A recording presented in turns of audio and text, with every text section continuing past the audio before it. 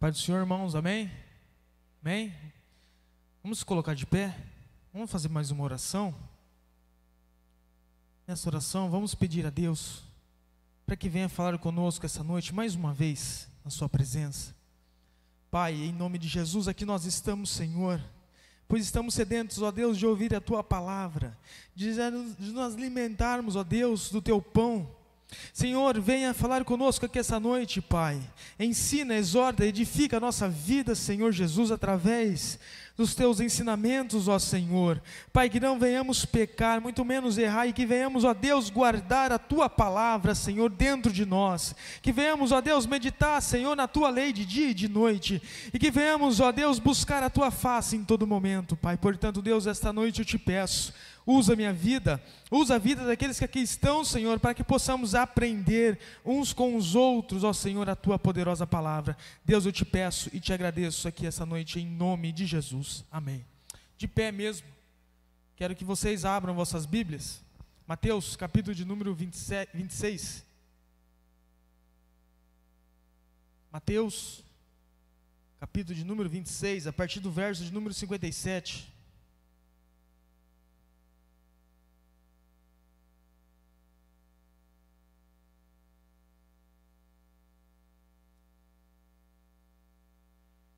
Mateus 26, 57, vamos ler alguns versos para que possam nortear essa noite o nosso estudo.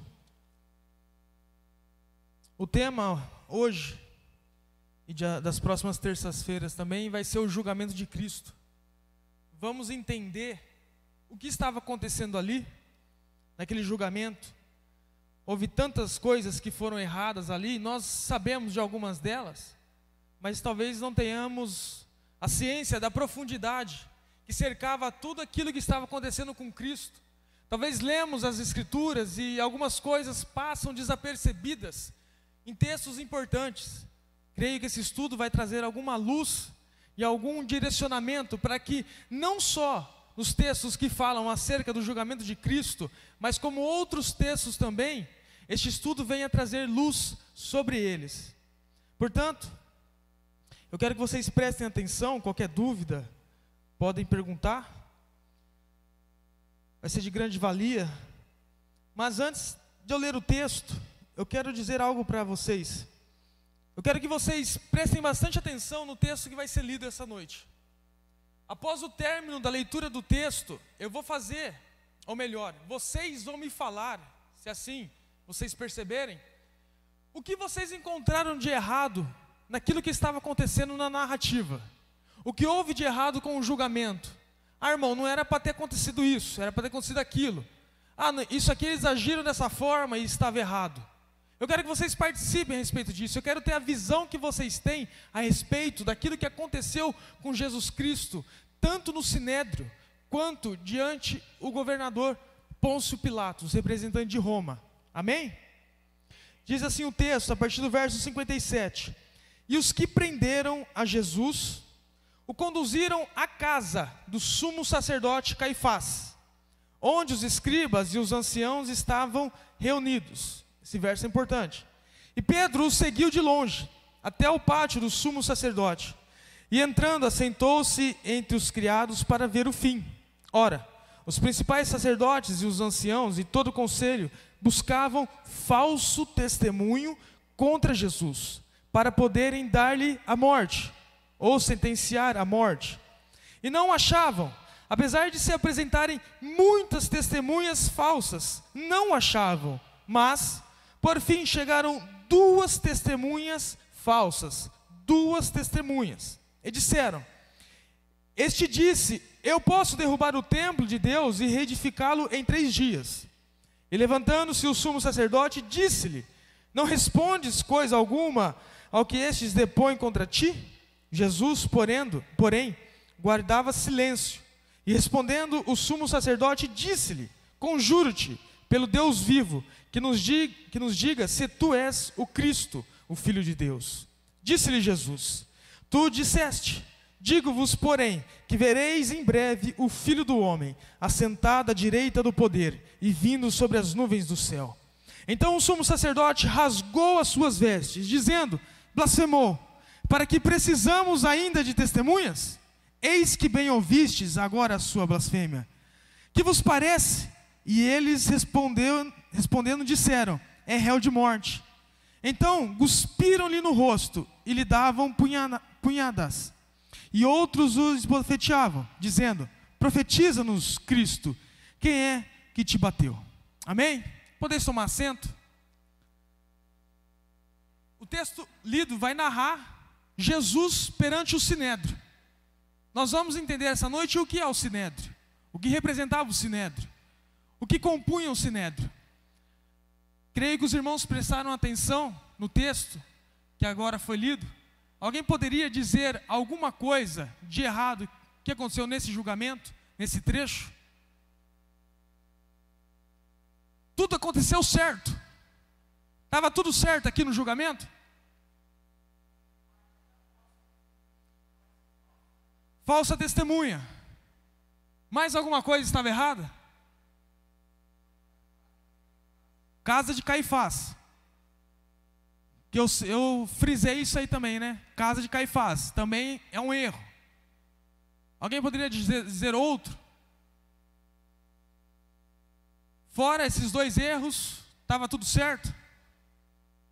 Eu quero salientar, frisar, que Jesus ele não foi julgado apenas pelo Sinédrio. Hoje nós vamos entender alguns aspectos a respeito do direito hebraico, para que nós possamos entender o julgamento do Sinédrio. No entanto, Jesus também ele foi julgado pelo direito romano. Jesus, nós paramos para pensar, ele teve dois julgamentos. O julgamento dos judeus e o julgamento romano. É por isso que nós vemos Jesus sendo levado de um lugar a outro. Prendia ele aqui, levava ele lá. Mas por que tudo isso? Talvez você não entenda, mas no decorrer desse estudo, quero que você saia ciente dessas situações. Alguém poderia dizer algo mais a respeito desse trecho?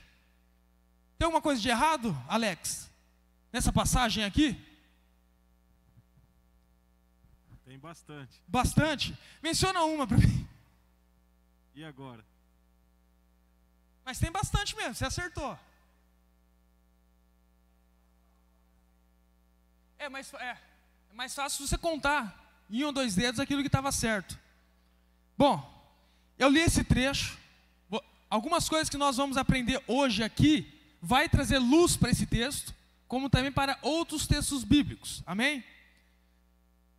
Queria que passasse o slide, por gentileza. Próximo. Parte 1. Bom, essa é a primeira parte do nosso estudo. Direito hebraico. Vamos ver alguns aspectos históricos do direito hebraico. Nisso, eu quero falar alguma coisa que os irmãos já sabem. Os irmãos já conhecem a respeito da Bíblia.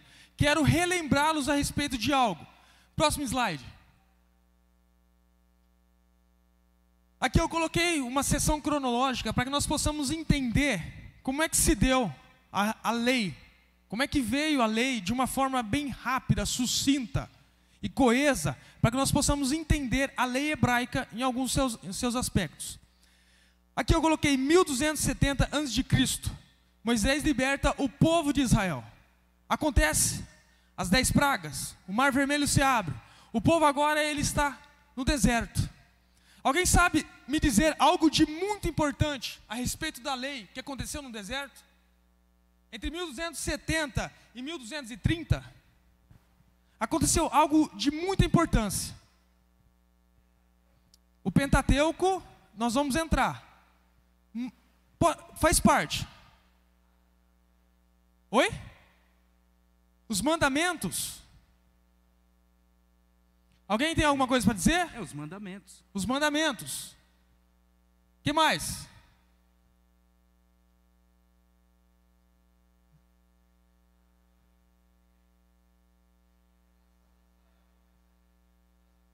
Sim, e isso de fato é muito importante. Começa coisas, a nação de Israel começa a se tornar um estado, vamos dizer assim, institucionalizar. Porque antes de Israel sair do Egito, o que eles eram? Escravos. Antes de serem escravos, o que eles eram? Era um povo tribal, familiar. Se nós voltarmos um pouco mais com Abraão, Era um povo nômade. Ficava andando de lá para cá. Eles não tinham regras, leis. O que eles tinham ali era uma coisa mais ética do que propriamente de lei. Então, quando Abraão começa a dar seguimento à sua família, e a sua família começa a crescer, estão no Egito, se escravizam, aumentam. Moisés liberta o povo, a saber 600 mil homens, fora crianças e mulheres, liberta o povo. Eles começam a trajetória para o deserto. Eles começam a caminhar pelo deserto. O que acontece? No Monte Sinai, Deus fala para que Moisés suba e começa a instruir Moisés. E Moisés desce do Monte Sinai com quem em suas mãos? As tábuas do quê? Da lei, do decálogo, né, Bi? Moisés desce com um decálogo. O que é o decálogo? É as 10 palavras, as 10 ordenanças. Se nós pararmos para estudar o decálogo, como algumas vezes já fizemos aqui, nós vamos ver que é muito mais profundo e rege até a nossa sociedade de hoje em dia. Olha que coisa maravilhosa que Deus dá a Moisés. Uma lei, para que o povo siga ela e para que o povo ali se ordene. Moisés ele desce, mas aí começa uma trajetória agora de institucionalização. Eles entram em Canaã em 1230. Com quem eles entram? Liderando Josué. Josué morre. O que nós vamos ter? De Josué a Samuel?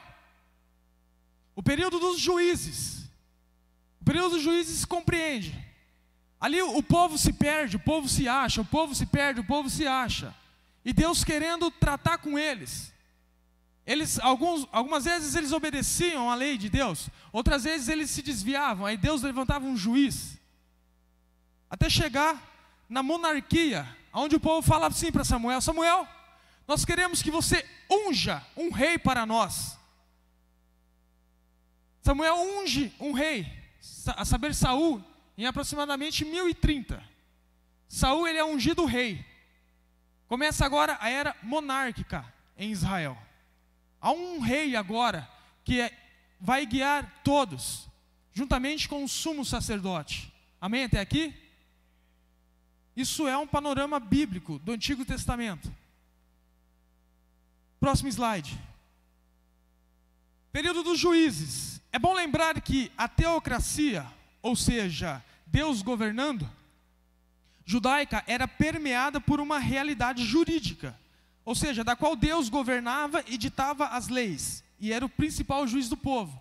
Foi o que eu disse. O povo chega para Samuel e fala: ó, beleza, mas a gente quer um rei como igual às outras nações. O Senhor nos dá um rei, unge-nos um rei. Ele vai e unge um rei para Israel. Próximo slide. Quando começa a era monárquica de Israel, a gente vê principalmente com Davi um apreço muito grande em obedecer ao Senhor. A lei, de certa forma, começa a ganhar um corpo, começa a ganhar força. Às vezes dá aquela montanha russa, como acontece nas nossas vidas também. Às vezes estamos bem, às vezes estamos mal. Mas o que eu quero enfatizar é que para o judeu, a lei não era uma maldição, era uma bênção. Pois está escrito inúmeras vezes nos Salmos que bênção maior não pode cair sobre um judeu do que quando ele pratica a lei, recita a lei, medita sobre a lei e, claro, obedece a lei. A lei para o judeu, até os tempos de hoje, ela é algo que ele guarda numa santidade, numa reverência muito grande, mas muito grande. Coisas simples, que nós achamos absurdo eles guardarem, eles guardam, e eles veem isso de uma forma santa, onde eles estão sendo piedosos, reverentes, onde eles estão servindo ao seu Deus. É bem minucioso, e nós vamos entender um pouco dessa minúcia da lei, aqui essa noite. Próximo slide.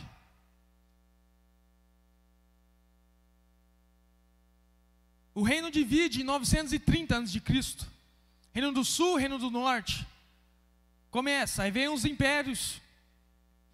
Império Babilônico, vem o Império Persa, vem vindo os impérios, até chegar no Império Grego de Alexandre o Grande. Aproximadamente em 331 a.C., Alexandre o Grande, ele conquista Jerusalém. Só que no ano 165 antes de Cristo, ao período macabeu, onde há uma revolta dos judeus, porque queriam profanar o templo, sacrificar ali um animal impuro no templo. Há uma revolta. Eles conseguem agora conquistar novamente Judá. Eles conquistam novamente Judá e eles instituem a lei e a observância dela, porque eles haviam sido escravizados. Claro que se você for parar para pensar, da divisão do reino até os macabeus, aconteceu inúmeras coisas. Principalmente na volta do exílio babilônico. Na volta do exílio babilônico nós vemos ali uma reconstrução. Esdras, Neemias, Zorobabel. Nós vemos algo acontecer ali, que é onde nós vamos ver o judaísmo como nós o vemos hoje, surgir. Algo tão institucionalizado naquele instante, naquele momento, que nós vamos ver ali propriamente o judaísmo nascer. Com Esdras, Neemias, Zorobabel. Então eles começam. A sinagoga praticamente começa ali também. Quem está entendendo até aqui, diga amém. Amém? Glória a Deus. Em 63 a.C., romanos conquistam Jerusalém. O que é o general romano que conquista Jerusalém?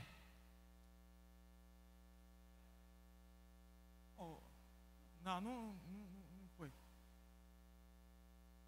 Pompeu. Pompeu, ele conquista Jerusalém.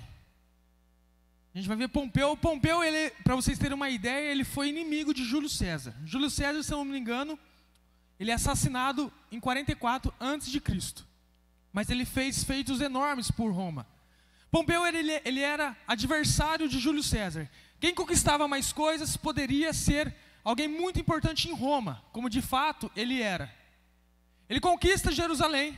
Agora Jerusalém está sob os romanos. Acontecem diversas coisas políticas. E próximo do nascimento de Cristo, nós podemos ver ali um rei judeu a surgir. Alguém pode me dizer quem rei é esse? Judeu. Está nos textos sagrados, tanto nos evangelhos como em Atos. Herodes. Herodes, ele começa a surgir porque ele começa a querer agradar Roma, a ser um fantoche de Roma. Herodes surge então nesse contexto político. E aqui, nesses 6 anos de Cristo, porque a datação ela se encontra errada, Jesus nasce mais ou menos em 4 ou 6 anos de Cristo. Neste momento aqui, a nação de Israel, subjugada por Roma, ela é toda templária. Ela serve a Deus por conta do templo. É o templo que rege a vida religiosa dos judeus. Os judeus, eles estão tão enraizados no templo, que eles não se veem mais sem um templo. O templo é onde expressa toda a sua religião. Tudo que eles forem fazer, tem que fazer no templo. A sinagoga é algo para aqueles que estão longe. Mas para aqueles que estão próximos de Jerusalém, o templo é algo fantástico e maravilhoso. Representa Deus na terra, a glória de Deus na terra. Eles viam dessa forma. E tamanha era a reverência pelo sumo sacerdote. A dignidade que eles achavam que o sumo sacerdote tinha. O brilho que o sumo sacerdote tinha. Mas quando olhamos para os evangelhos, nós vemos um outro sumo sacerdote, totalmente diferente de como o povo via. Amém? Até aqui, irmãos? Glória a Deus. Próximo slide. Baseado nesse período, Speidel vai afirmar: a lei regula a vida do judeu até nos seus últimos detalhes. É por ela que se sabe o que é bom e o que é mal. Se alguém é um judeu fiel, apóstata ou mesmo radical, perigoso. Amém? Próximo slide. Aspectos jurídicos agora do direito hebraico. Aqui eu quero que vocês redobrem a atenção. Talvez seja um pouco algo técnico. Vai ter algumas coisas, mas eu acho que vai trazer luz para muitas coisas dos evangelhos. Então, se vocês sentirem alguma dúvida, tiverem alguma dúvida, pergunte. Porque isso vocês têm que entender, vão entender aqui, ou vai ser explicado. Isso vai servir de embasamento para os outros estudos. Um estudo vai ligando o outro. Nós vamos construir.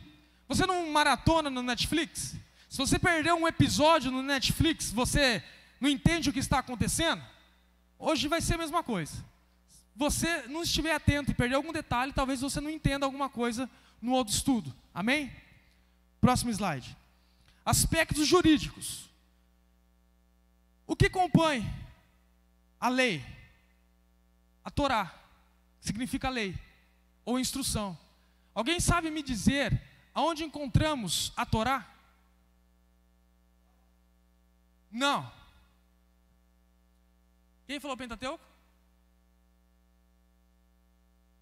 Exatamente. Os 5 primeiros livros da sua Bíblia é chamado de Torá, a lei. Os judeus acreditam que foi Moisés que escreveu todos os 5 livros. Ele escreve os 5 livros inspirados por Deus. A lei é ela quem vai nortear o povo. Para você ter uma ideia da importância da Torá, ou da lei, ou do Pentateuco, os 5 primeiros livros, o judeu tem ela como, vamos dizer assim, um patamar acima das outras escrituras. Tudo que está escrito nos profetas, nos salmos, nos escritos sapienciais, nos escritos narrativos de histórias, Samuel, Crônicas, tudo tem que estar em concordância com a Torá. Se não estiver em concordância com a Torá, eles não tinham isso como canônico. E nós vamos entender isso um pouco mais. Para você ver, tamanha era a devoção aos 5 primeiros livros da Bíblia. Até hoje, a Torá, a lei, o Pentateuco, é ele quem dirige o povo judeu. Amém? Até aqui? Vamos ler o que diz. A base jurídica do povo hebreu se dá quase completamente na Torá. Quase completamente. Que a gente vai ver uma outra coisa. O Pentateuco. Dentro da Torá existem praticamente todas as prescrições que regem o direito na sociedade. No livro do Êxodo encontramos a obra-prima do direito hebreu, o Decálogo. Pergunto, quantos preceitos tem na Torá? Ou nos 5 primeiros livros da Bíblia? Mais de 600. 613. Alguns dizem que é a mesma quantidade de ossos que possui o corpo humano. 613. Aí o que os rabinos tinham o costume de fazer? Ora, 613 se resume em 10. Aí perguntavam para os rabinos da época de Jesus: viu, qual que é a lei para você? Qual que é o mandamento mais importante para você? Como você vai reduzir os 10 para 1 ou 2? Então eles tinham isso.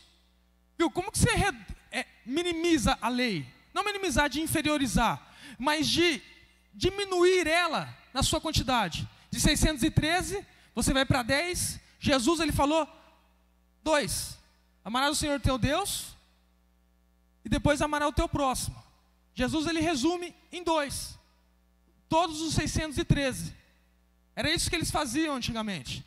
Então a Torá, ela é muito importante. O Pentateuco que você tem na sua Bíblia é muito importante para a religião judaica. Pastor?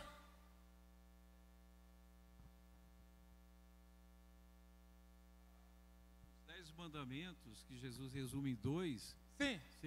A primeira tábua, os primeiros 5 mandamentos se refere ao seu relacionamento com Deus. Isso. E a segunda tábua, o seu relacionamento com o próximo, tem tudo a ver com exatamente esse formato aí que isso. Jesus ele traz. Seria isso? Exatamente isso. Se eu não me engano, a tradição cristã fala que tem 4 mandamentos na primeira tábua e 6 mandamentos na outra. No judaísmo não, é 5 mandamentos numa tábua e 5 mandamentos na outra, é dividido. A primeira tábua é para aquilo que é para com Deus. A segunda tábua é para aquilo que era com o homem. O seu relacionamento com Deus e com o homem. Amém? Amém até aqui, irmãos? Amém? Glória a Deus. Agora nós vamos no próximo slide. O Talmud. O Talmud, ele significa ensino. Quem já ouviu falar do Talmud? Pastor, alguém mais ouviu falar do Talmud? Paulo, Wender, João já ouviu falar do Talmud, João? Eu falei muito. O Talmud, ele é visto, até nos nossos dias, como um livro, um compêndio de ensinamentos, de ordenanças, de histórias, de preceitos, muito importante. Eu vou ler aqui para vocês. O Talmud era um conjunto de regras e mandamentos transmitidos oralmente. Ou seja, falado. Antigamente ele é transmitido falado, presta atenção. que fora colocado escrito em um documento. O Talmud possui leis, regras, preceitos morais, comentários e opiniões legais, como também inscrições históricas e lendas em seu conteúdo. No Talmud, para você ter uma ideia, está falando, tem uma parte que eu agora não me lembro onde se encontra. São vários tratados, onde eles falam a respeito de Jesus. Eles inferiorizam Jesus, ali os judeus, mas eles estão falando de Jesus. Próximo slide. O Rabino Aryeh Kaplan, olha que interessante que ele vai dizer, a Torá oral. O que é a Torá oral? E aqui eu vou explicar para vocês. Eu falei no começo, por isso que eu fiz um panorama. Eu falei no começo que Moisés, ele sobe ao Sinai, para quê? Para que Moisés sobe ao Sinai? Para receber a lei, falar com Deus. Ele desce dali com as tábuas, certo? Na tradição judaica, além de Deus falar as leis para Moisés, Deus ele não somente fala a lei para Moisés, Moisés anota, mas como também Deus fala outras coisas a Moisés que não são anotadas. Deus fala para Moisés, Moisés, isso aqui você anota, isso aqui você não anota. Ou seja, é a lei oral. Beleza, Senhor? Isso não está na Bíblia. Essa tradição judaica é para você entender o Talmud e é onde nós queremos chegar em Jesus Cristo. Amém? Preste atenção. Deus fala, beleza, Moisés? Beleza, Senhor? Isso aqui eu tenho que falar, né? Tem que falar. Não vai escrever. Isso é a Torá, a lei oral. É falada. Tem a lei, que é o Pentateuco, escrito, e tem a lei oral. Amém? Continuar o texto. A Torá oral foi entregue pela palavra falada de Moisés a Josué. Moisés ele recebe. Mas aí não pode morrer com Moisés isso. Moisés ele passa para o seu próximo. Quem que é o próximo de Moisés? Josué. Josué é aquele que dá seguimento à obra de Deus, ali com os judeus. E aí continua. Depois vai falar aos anciãos. Eram os mais velhos, eram aqueles mais sábios. Josué não morre com ele. Aquilo que Deus falou para Moisés, Josué passa.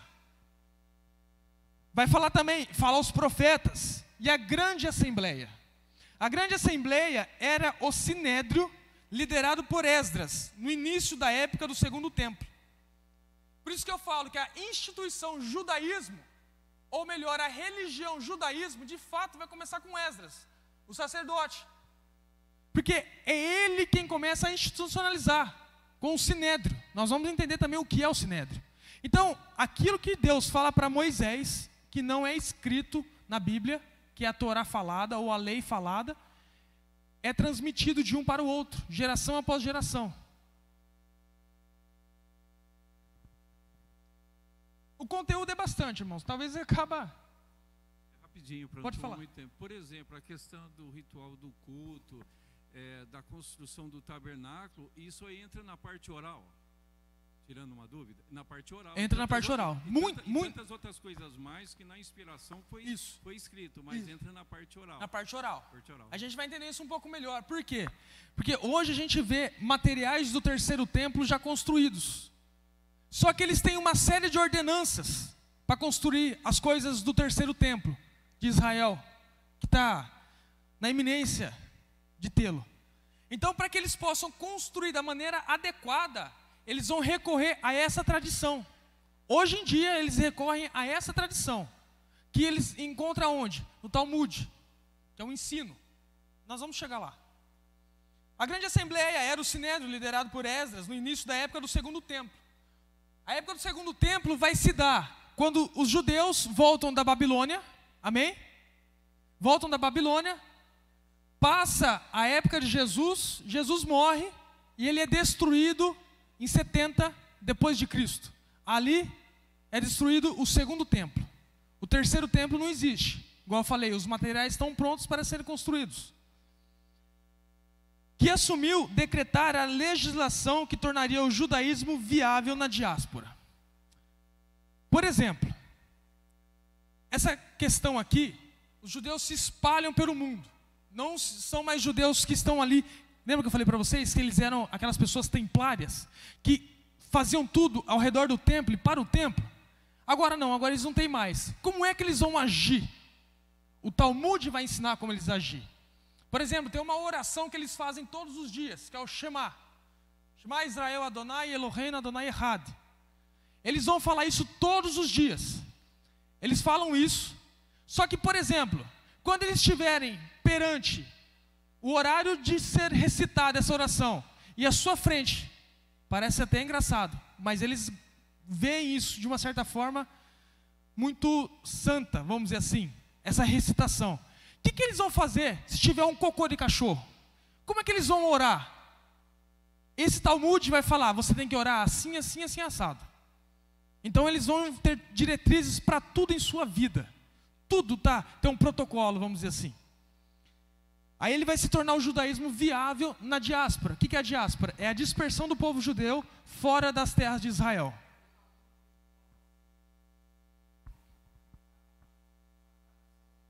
Tradição, isso, exatamente. A tradição dos judeus está inserida no Talmud, tá? Amém até aqui, irmãos? Pode falar, irmão. Eu entendi que ele é passado através do diálogo, mas ele não foi escrito em lugar nenhum, não existe uma escritura do Talmud.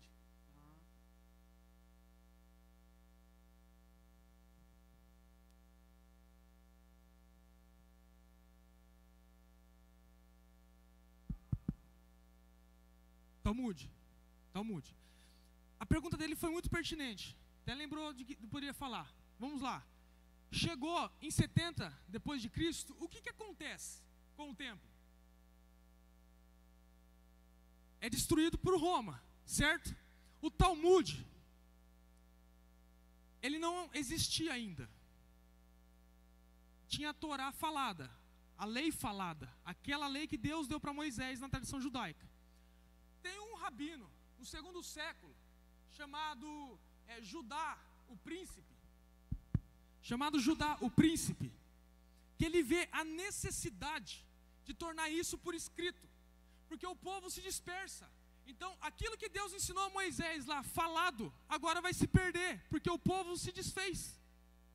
E o que ele faz? Ele escreve. Quando ele escreve aquilo que Deus falou, isso se chama agora Mishnah. O que é Mishnah? Repetição. Ele vai repetir aquilo que foi falado pelos sábios através dos tempos. Ele escreve. E o que acontece? Outros judeus, posteriormente a isso, vão estudar aquilo que esse rabino escreveu, que é a Torá oral. Eles estudam e fazem comentários. Sabe a sua Bíblia? Não tem uma nota de rodapé, sua Bíblia de estudo? Isso é comentário. É isso que os rabinos começam a fazer, comentários da lei oral. Eles fazem comentários. Se chama Guemará. Juntando esses dois, vocês têm agora o Talmud. A lei oral, a lei falada, ela está embutida dentro do Talmud. Que até hoje os judeus têm livros, têm porções disso, e eles consultam para fazer qualquer tipo de coisa. Amém? Os irmãos estão entendendo? Amém ou não? Acho que só meia dúzia, eu acho. Então, eles escrevem, como o irmão perguntou, eles escrevem a partir do século II, com esse sábio, com outros sábios em volta, mas ele é o principal que dirige isso. Wender?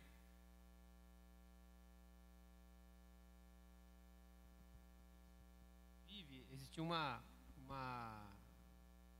ideia de que cada rabino ele tinha um conjunto de interpretações bíblicas. Isso. Que era o jugo, né? Que eles chamavam do jugo. Por isso que ele fala, o meu jugo e tal. Esse jugo dos rabinos ainda não estava escrito. Não estava escrito. Era oral ainda, né? Isso é oral. Essa lei oral falada, que foi escrita, colocada no papel, no 2º século, na época de Cristo, Cristo tinha contato com isso. Era comum entre os rabinos essa discussão dessa lei. Eles tinham isso. Isso vai se tornar depois escrito e depois vão ter comentários de outros rabinos. Amém? Então você tem prescrições ali que falam de tudo da vida dos judeus no Talmud. Amém? Próximo slide.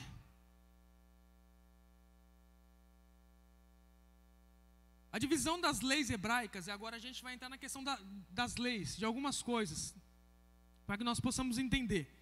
A divisão das leis hebraicas parte da seguinte organização, e aqui de algo bem simplório: leis acerca de violência, leis acerca de propriedade, leis acerca dos crimes e leis civis e religiosas. As leis dos judeus vai imbuir tudo isso. O Talmud vai descrever isso. A Torá vai descrever isso. Amém? Próximo slide. Para exemplificar uma lei dentro do Talmud, destacamos uma. A Mishnah, que eu falei que é a repetição, ela vai falar o seguinte. Essa Mishnah ela vai anunciar sobre os crimes que devem ser punidos com o apedrejamento. O apedrejamento todo mundo conhece. Você vê no Evangelho esse tipo de pena capital. Que seriam copular com a mãe, esposa do seu pai, um outro homem, que aí entraria a homossexualidade, ou um animal. Condena também a mulher que copula com um animal. Há previsão também para o idólatra, e o blasfemo, e o sodomita, o profanador do sábado, o que fornica com uma menina virgem. Olha que interessante, blasfemo. O que é blasfemo? Blasfemo para eles, no contexto bíblico, é aquele que pronuncia o nome de Deus de forma indevida, em vão. Quem poderia pronunciar o nome de Deus? O sumo sacerdote, uma vez por ano, no santo lugar.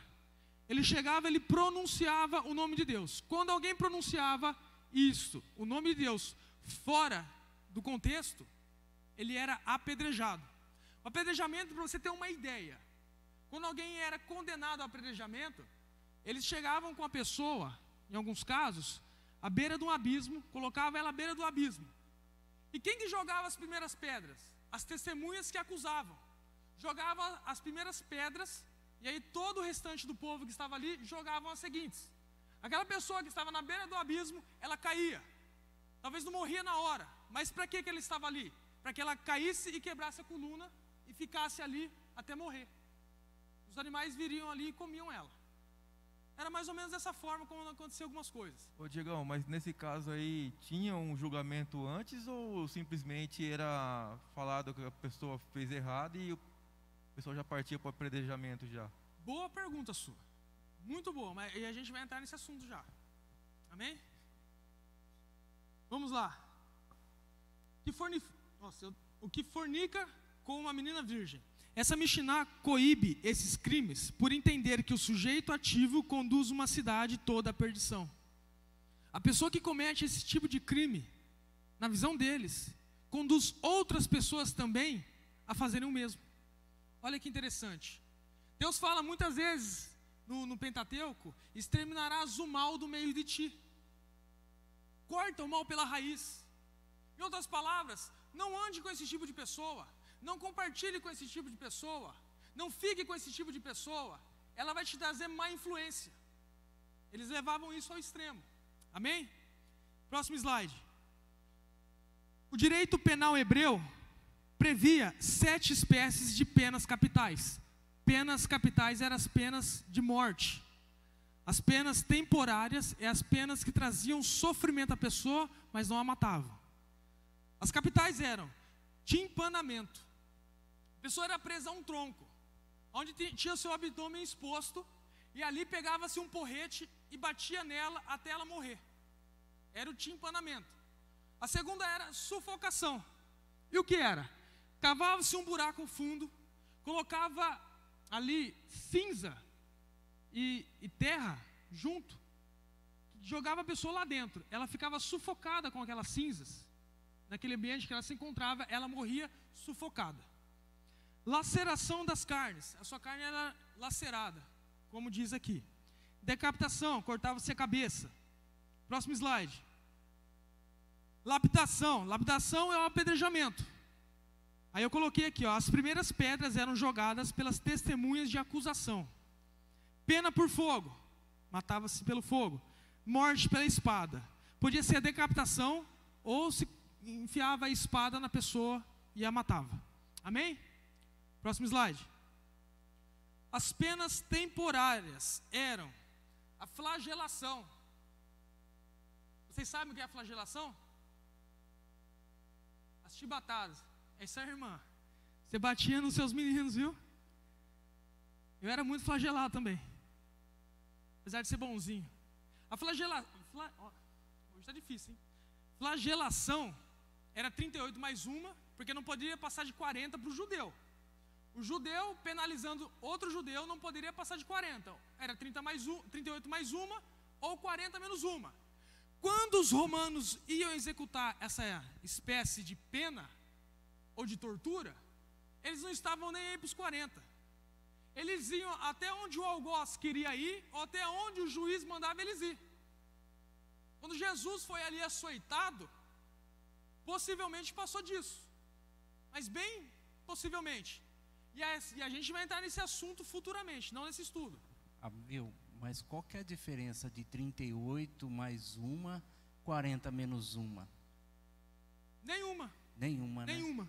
É que para você entender, tem algumas literaturas que trazem 38 mais uma, outras 40 menos uma.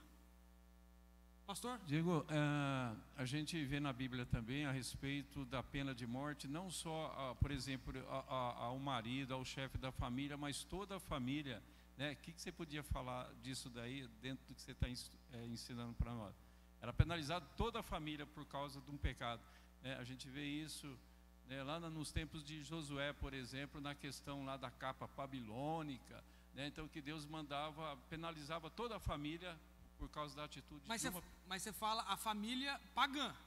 Não, por exemplo, lá nos dias de Josué, na conquista lá de Ai, que eles perderam e tal, né? Então ali foi toda a família penalizada. Então ali foi um momento anterior à lei. Não havia assim uma legislação. Ali foi algo bem atípico. Não é algo que era corriqueiro, que acontecia. Era da cultura da época. Tanto é que a gente não vai ver isso depois.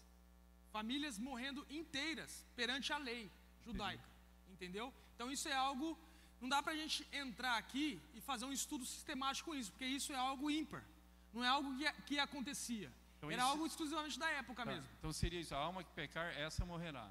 É o que está escrito na Bíblia, daí, exatamente. Daí. Continuando, prisão. A prisão não era aquela prisão que você tinha as grades, você era amarrado a um tronco, com os pés ali algemados, e as pessoas passavam ali e você conversava com as pessoas. A prisão era basicamente essa. Prisão em cidades refúgios, quando o homicídio era culposo. Isso está na Bíblia, no Pentateuco. Nós vamos dizer que aquele que mata sem intenção de matar, para ele não morrer pelo parente da família, ele foge para uma cidade de refúgio, e ali ele tem que ficar até o sacerdote morrer ou até o familiar morrer que queria matá-lo. As cidades eu coloquei Qued, Siquém e Hebron. E você tinha também a escravidão. Você era escravo. Isso não era uma pena temporária. Por quê? Porque chegava num ano, se não me engano, um ano do jubileu, a pessoa era liberta.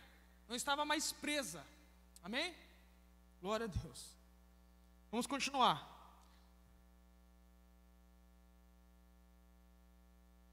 As leis processuais do direito hebraico. Vocês entenderam alguma coisa da lei? Deu para trazer a respeito das minúcias da lei? É claro, o assunto ele é bem extenso. Não dá aqui, em poucos minutos, a gente falar. Então eu trouxe algo bem generalizado e uma demonstração daquilo que a lei ela vem falar, por exemplo, do apedrejamento. Quer alguém levantar a mão? Não? Amém. As leis processuais do direito hebraico. Aqui a gente vai entrar na questão que o César perguntou. Como é que se dava o processo? Como é que se iniciava? Há pelo menos duas regras observadas, geração após geração, entre os judeus. A primeira diz respeito à necessidade de se ter pelo menos duas testemunhas. Lembra que eu li? Duas testemunhas. Pelo menos duas. Para que se consumasse a caracterização formal de uma acusação.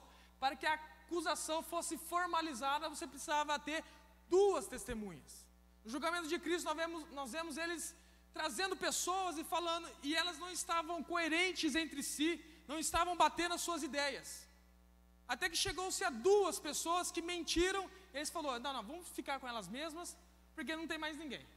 Então eles pegaram duas, Assim, sendo, jamais alguém poderia ser considerado culpado unicamente pelo testemunho de uma pessoa. Mulheres e crianças não poderiam testemunhar, muito menos gentios e escravos. O que era aquela pessoa, o judeu piedoso que ali estava. Eu quero ler Deuteronômio 19, que vai estar falando a respeito disso, dessa instituição. Para você começar um processo ou um julgamento, você precisa ter pelo menos 2 testemunhas. 19, os versos 15 ao 21, vai dizer: uma só testemunha contra alguém não se levantará por qualquer iniquidade, ou por qualquer pecado, seja qual for o pecado que cometeu. Pela boca de 2 testemunhas, ou pela boca de 3 testemunhas, se estabelecerá o fato. Quando se levantar testemunha falsa contra alguém, para testificar contra ele acerca de transgressão, então aqueles 2 homens que tiverem a demanda se apresentarão perante o Senhor, diante dos sacerdotes e dos juízes que houver naqueles dias. E os juízes inquirirão bem. E eis que, sendo a testemunha falsa, preste atenção, se a testemunha ela for falsa, que testificou falsamente contra o seu irmão, far-lhe-eis como cuidou fazer a seu irmão. Ou seja, a pessoa chega para acusar, fala, ele tem que morrer apedrejado, porque ele cometeu tal coisa. Viu? Se é uma testemunha falsa, vai fazer isso com você. Era isso que aconteceria com a testemunha. E assim tirarás o mal do meio de ti. Para os que ficarem, o ouçam e temam, e nunca mais tornem a fazer tal mal no meio de ti. 2 testemunhas eram necessárias, e tinham que ser verdadeiras. Se fossem constatadas que eram falsas, aquilo que eles queriam fazer se revertia contra a testemunha falsa. Se fosse colocarmos o julgamento de Cristo, o que aconteceria com aquelas testemunhas?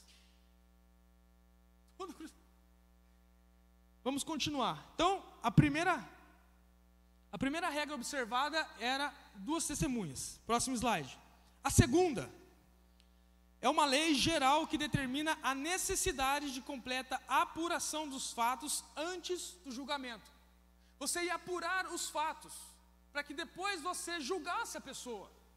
Você simplesmente não... A pessoa estava ali e de forma leviana, você falava, é culpada ou é inocente? Não, você ia apurar os fatos, ia entender o que estava acontecendo. Deuteronômio 13 vai regulamentar isso. Deuteronômio 13, versos 13 ao 15.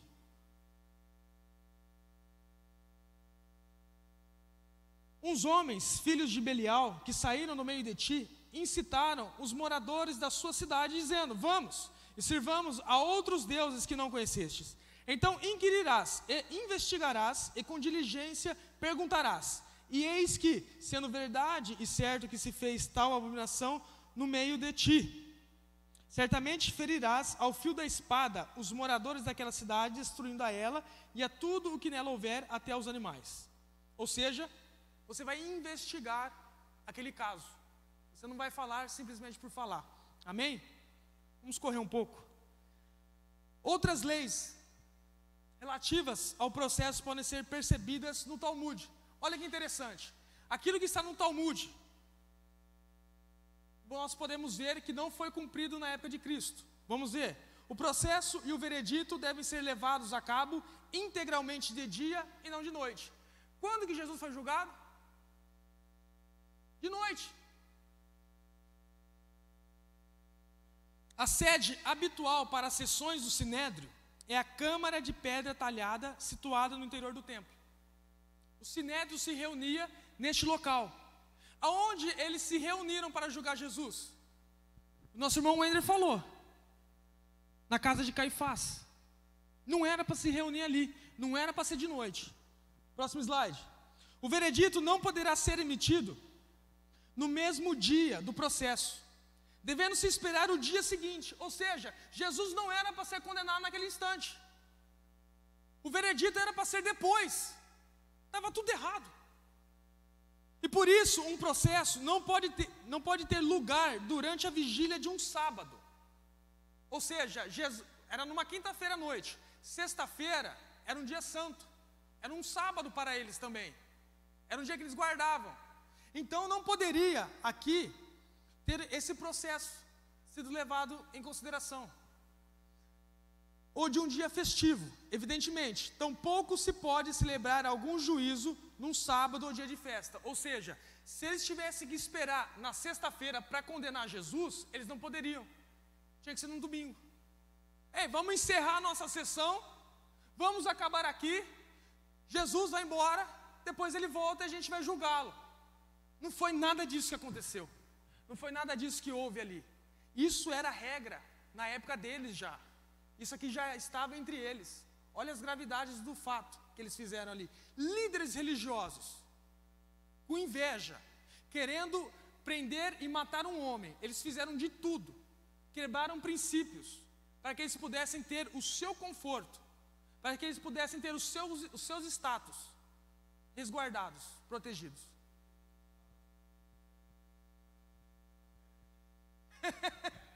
Só que aí a gente tem que levar em consideração uma coisa, pastor. Quem que julgou eles foi o Sinédrio. Mas muitos judeus não compactuavam com aquilo. Nós vamos entender um pouco mais do Sinédrio. Eu quero correr para terminar. Próximo slide. Direito hebraico, aspectos jurídicos. Quem aqui está entendendo? Amém? Glória a Deus. O Sinédrio. Próximo slide. O Sinédrio, o que significa Sinédrio? Sanhedrim. Sentados juntos. E nós vamos entender o porquê. Encontrava-se nas cercanias do templo, em um local chamado Câmara das Pedras Talhadas. Era próximo ao templo, do lado do templo. Herodes, ele constrói o templo e faz um espaço para o Sinédrio. Eu trouxe uma imagem, nós vamos ver onde que era. Permaneceu até 68 depois de Cristo, mudou-se para Yavne, ou melhor, Jâmina, na nossa tradução. Olha que interessante. Roma destrói em 70. Em 68 eles saem. Eles saem de Jerusalém, eles vão para essa região. O que acontece? Eles vão para essa região, eles ficam aproximadamente ali o Sinédrio funcionando até 325 depois de Cristo. Nós não temos apenas o Sinédrio em Jerusalém, nós também temos cortes pequenas em cidades, onde compunha-se de 23 juízes. O grande Sinédrio, ou Sinédrio em Jerusalém, que julgou Jesus, ele era composto por 71 anciãos, 70 membros, mais o sumo sacerdote. Em Jâmina, quando eles estão ali, o que acontece? É ali que é canonizado o Antigo Testamento que está na minha e na sua mão. Quando alguém perguntar para você assim, quando que definiram o Antigo Testamento? Porque o Antigo Testamento católico é de um jeito e o protestante é de outro. O nosso protestante é do judaísmo. Se encontra nessa data, em 68 depois de Cristo, quando eles se reúnem e determinam, isso é livro sagrado, isso não é livro sagrado. É esse Sinédrio que foge. Não é em 68 já é outras pessoas. Amém? São outros sábios.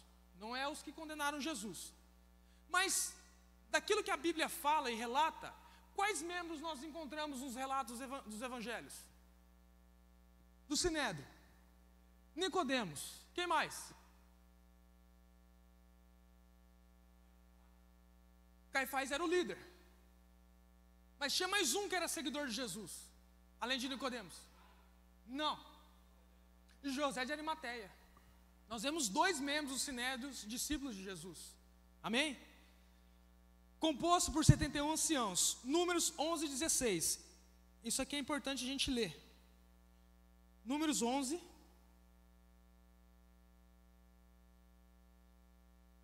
Verso 16.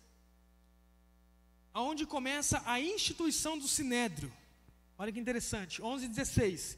E disse o Senhor a Moisés: ajunta-me 70 homens dos anciãos de Israel, que sabe serem anciãos do povo e seus oficiais, e os trarás perante a tenda da congregação, e ali estejam contigo. Somente até aqui. Aqui nós podemos ver Deus falando para Moisés, Moisés traga 70 anciãos, mas o Sinédrio é 71, Moisés era o chefe, era o cabeça, então 71 com Moisés, amém? Eu coloquei Hanassi, quem que era o Hanassi do Sinédrio? O príncipe, na época de Jesus, Caifás, José Caifás, e aqui, Avi Beit Din, que é? O pai da corte, era o vice-presidente do Sinédrio, eu não encontrei na época de Jesus. Mas era alguém muito importante que ficava do lado do sumo sacerdote. Era o sumo sacerdote quem dirigia o sinédrio. O sinédrio era composto tanto por fariseus, nem todos que estavam no sinédrio eram fariseus. A maioria era da classe sacerdotal, os saduceus, partidos judaicos. Amém? É muita informação, mas vamos absorvendo alguma coisa. O sumo sacerdote, na época de Jesus, ele era nomeado pelo rei. E quem que era o rei na época? Herodes. Era Herodes quem destituía sumo sacerdote e colocava sumo sacerdote. Era ele quem fazia essa manobra política. É por isso que nós temos Anás e Caifás. Não esperou Anás morrer. Caifás era o quê? Caifás era genro de Anás. Mas Herodes, no seu jogo político, tira um, põe outro. E ali está tudo certo.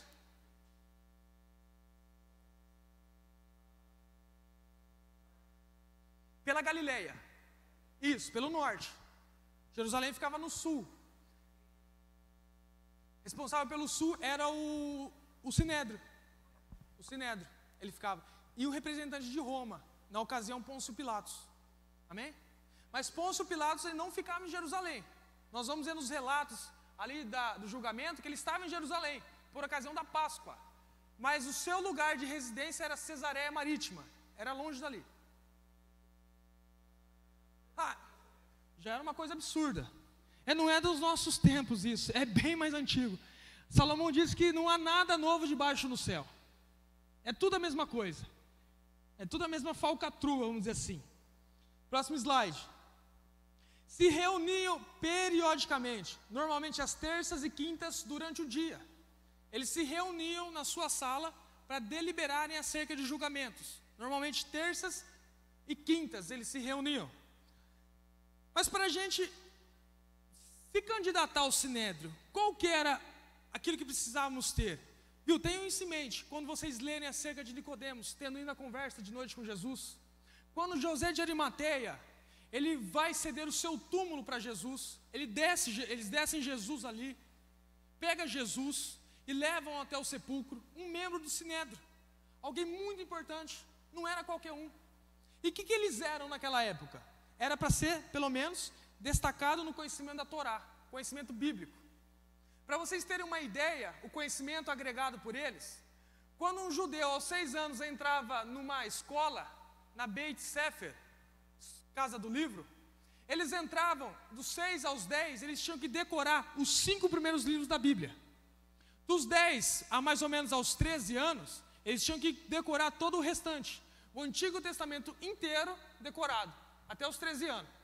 Nós aqui temos a dificuldade de decorar um versículo. No entanto, quando eles faziam isso, eles não eram considerados geniais. Não eram. Os geniais sobressaíam a eles. E para você ser um discípulo de um rabino, você tinha que ser genial. Um rabino não ia chamar você, se você fosse alguém que sabia o Antigo Testamento inteiro. Não, você para mim não serve, tem que ser muito mais. É por isso que quando nós vemos Jesus chamando os discípulos, viu, eu sou rabino, segue-me. Mas Senhor, eu sou pescador, não sou genial. Não quero geniais, eu quero pessoas que vão fazer a minha obra. Olha que interessante. Jesus não escolhe ali os principais, ele pega ali aqueles que já estavam largados pela religiosidade.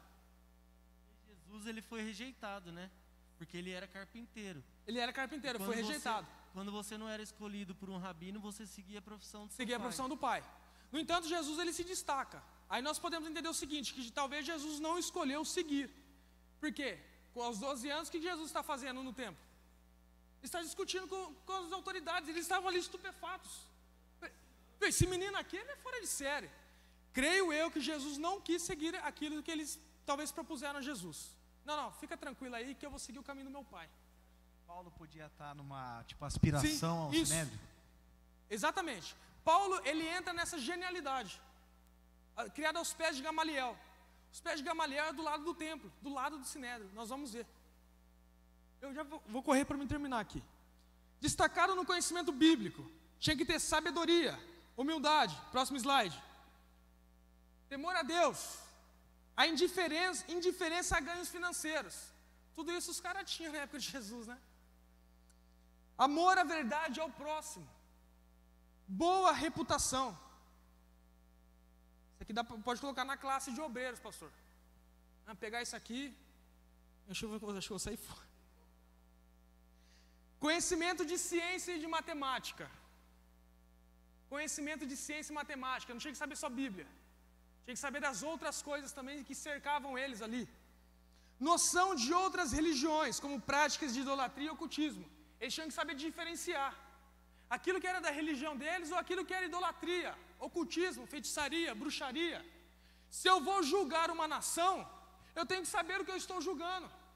Eu não posso ter qualquer conhecimento. Sinédrio. Familiaridade com as línguas faladas pelos judeus, eu coloquei do redor do mundo, mas ao redor do mundo. Tinha que ser poliglota, irmão. Não é só o portuguesinho básico, não. Tinha que saber inglês, francês, italiano, latim. No nosso caso hoje, na época deles, grego, hebraico, aramaico, entre outros dialetos que ali tinha. Próximo slide. Ter boa aparência. Mas aqui não é, vamos lá. Mas aqui não é boniteza, não é questão de ser bonito ou feio. Ter boa aparência é se portar bem. Tá? Cai por terra ali as vaias de alguns que eu acho que foi em relação à minha pessoa. Ser fisicamente perfeito.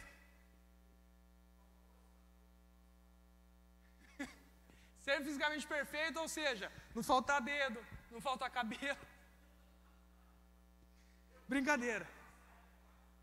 É brincadeira. Ter pelo menos 40 anos. Você não poderia ser muito novo. Alguém novo que ia ao Sinédrio tinha que ser alguém excepcional. Alguém também muito velho depois dos 65 também não poderia ser. Porque ele já começava a ser uma pessoa mais rude.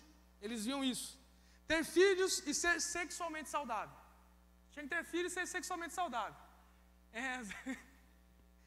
Glória a Deus. Esse daqui então, de uma forma ampla e generalizada, é o Sinédrio. Próximo slide. Aqui nós vamos ter uma imagem.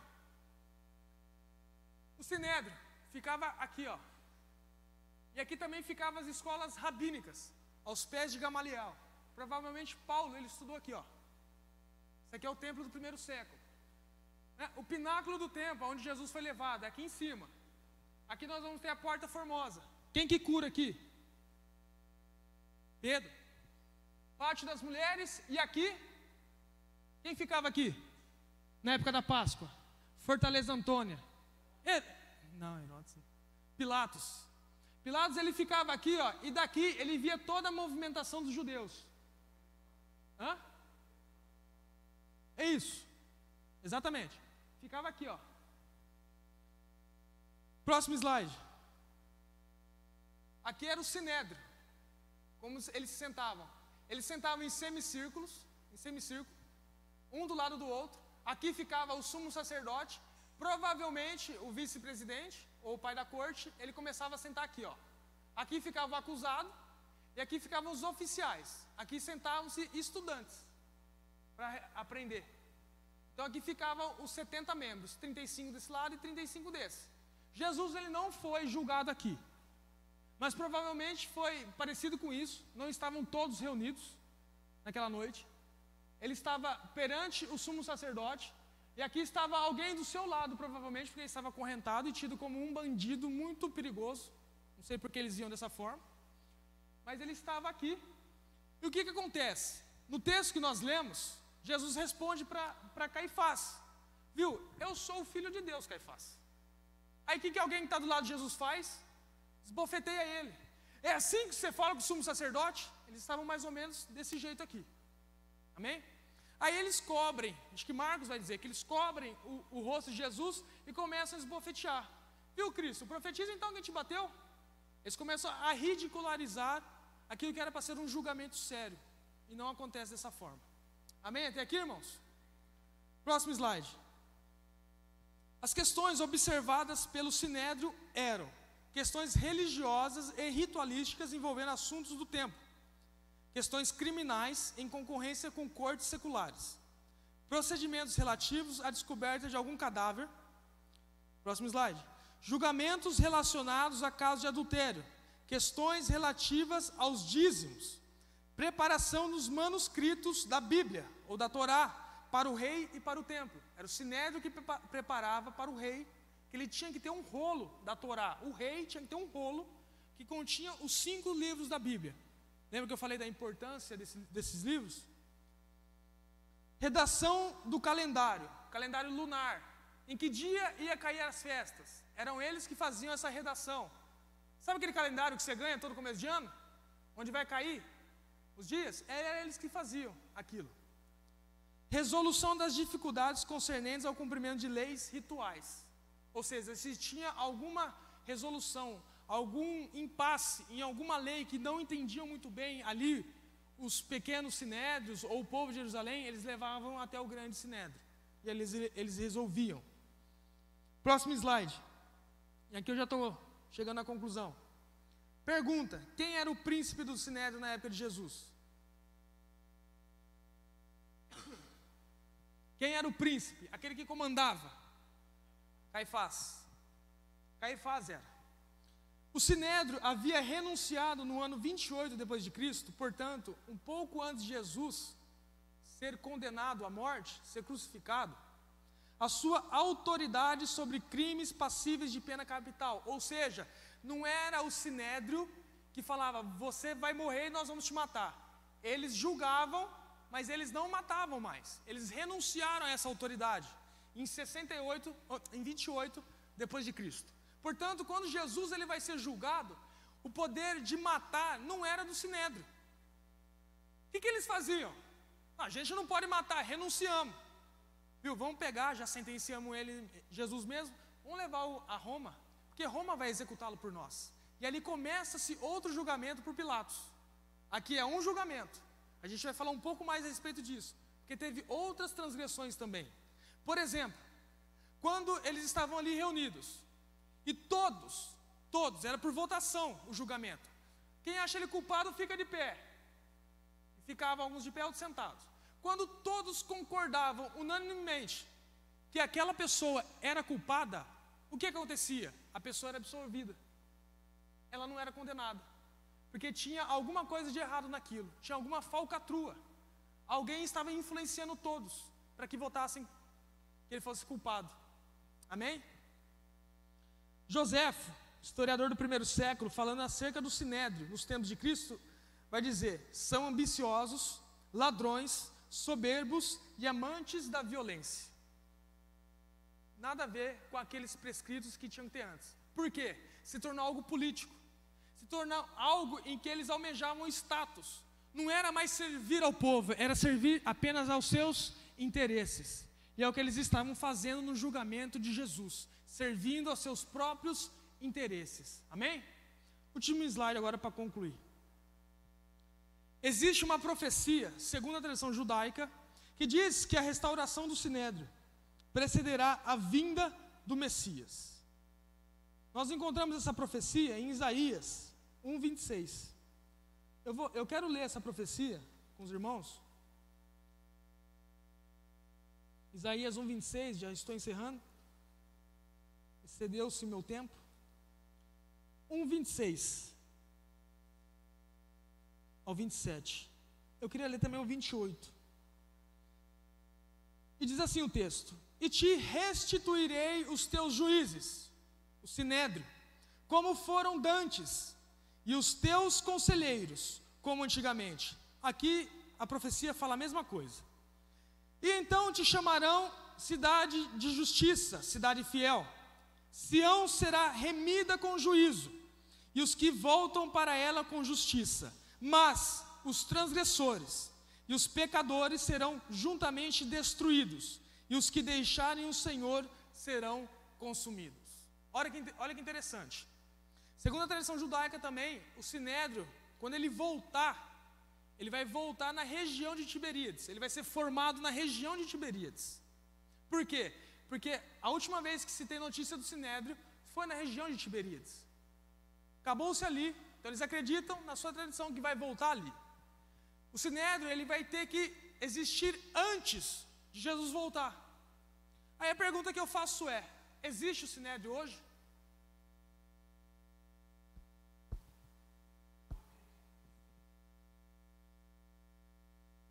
O sinédrio existe.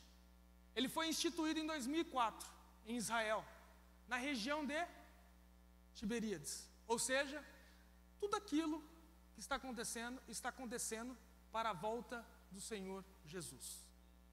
Aquilo que os próprios judeus profetizaram acerca do seu Messias, que também é o nosso Messias, a respeito para eles da primeira vinda, porque para nós é a segunda, tudo que eles fizeram na sua tradição também está se cumprindo, através da Bíblia, está se cumprindo para que Jesus possa voltar. O Sinédrio ele foi instituído, e a partir do Sinédrio, é eles quem vão dar início à construção do terceiro templo. E aí nós vamos entrar na escatologia, que é a área do pastor. Amém? Somente até aqui, irmãos, vamos colocar de pé. Essa foi a primeira parte do nosso estudo. Eu quero falar do direito romano, do julgamento em si e da execução do crucificado também. Creio que nós vamos levar em mais umas 3 terças-feiras. Amém? O pastor tem a Santa Ceia semana que vem, né? Domingo, Santa Ceia, a partir das 7h30, irmãos. Acho que é o único recado que tem, que eu estava zoando ele. É o único recado que nós temos aqui. Santa Ceia, culto, claro, na quinta, e principalmente Santa Ceia, para que nós possamos sentar à mesa do Mestre e comungar e ter intimidade com o nosso Senhor Jesus. Vamos orar. Senhor nosso Deus e Pai, Deus, eu te agradeço por essa noite, te agradeço por estar aqui, Senhor, na tua presença. Deus, em nome de Jesus, que aquilo que foi escrito, Senhor, sabemos que para o nosso ensino foi escrito, como diz o apóstolo Paulo. Portanto, Deus, estamos meditando na tua palavra e que possamos aprender com erros e acertos daquilo que aconteceu no passado, que aquilo que está registrado na tua palavra, Senhor. Portanto, Deus, venha continuar nos ensinando, nos edificando, nos exortando, Senhor, através da tua palavra, através da tua vontade, através do teu querer. Deus, nós queremos caminhar e não queremos, ó Deus, retroceder, Senhor, pois sabemos que a tua vinda está próxima, sabemos que tu estás batendo a porta e que está prestes, ó Deus, a tirar a sua igreja. Deus, em nome de Jesus, eu te peço, Senhor, abençoa o teu povo, abençoa, Senhor, todos, em nome de Jesus. Faça assim com tuas mãos.